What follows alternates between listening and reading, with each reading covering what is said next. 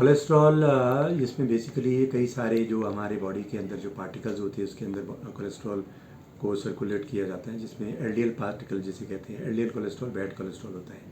HDL को lemon term से हम लोग कहते हैं गुड कोलेस्ट्रॉल। तो अगर एलडीएल की मात्रा ज़्यादा हो, एचडीएल की मात्रा कम हो, तो ये एक मेजर रिस्क फैक्टर होता है हार्ट अटैक के लिए। तो जब भी आप अपना लिपिड प्रोफाइल करें, एलडीएल की मात्रा ज़रूर देखें। ये प्रेफरेबली यंग हेल्दी नॉर्मल लोगों में इसका जो लेवल्स है लेस देन 100 होना चाहिए। जिनको हार्ट की प्रॉब्लम ऑलरेडी हो उनको कम से कम होना चाहिए, प्रेफरेबली लेस देन 55 या 50 से नीचे रहना चाहिए।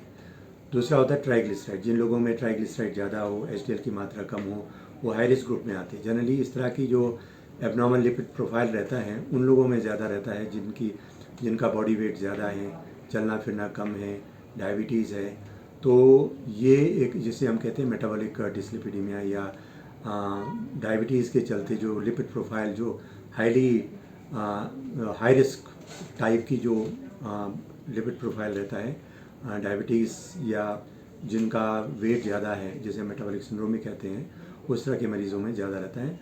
तो इनको नियंत्रित करने का एक ही तरीका है कि अपना वज़न को नियंत्रित रखें।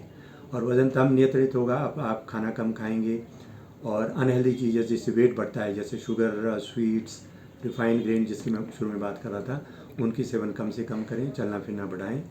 तो ये चीज़ें हम अपने दिनचर्या में रखेंगे तो डेफिनेटली हार्ट अटैक का जो रिस्क रहता है उस पर हम काफ़ी हद तक नियंत्रण कर सकते हैं।